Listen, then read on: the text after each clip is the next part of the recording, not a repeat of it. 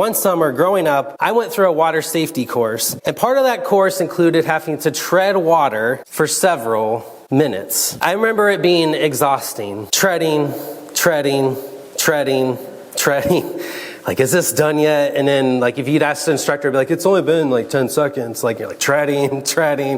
Like, is it done yet? Like, feel like I'm not going to make it here. So I kept treading. And as I got tired, it became harder to keep my head above water. Now, the exercise was meant to build stamina to be able to rescue someone who might be drowning. But it also did something else. It helped me imagine what it might feel like to be the person drowning. To feel the desperation of a moment like that. The kind of moment where you're hoping someone will throw you a rescue ring and pull you to safety. Pull you to somewhere better. That longing, that desperation is where we find Jonah in Jonah chapter 2. Jonah's gone overboard from a ship that was headed to Tarshish. He's running hundreds of miles in the opposite direction from Nineveh, where God called him to go and tell the Ninevites that, hey, God is for you and he's calling you to respond to him. Jonah probably, as he's already overboard into the water, he's probably treading water, and then the waves start to push him under the water, and eventually exhausted, he begins to probably sink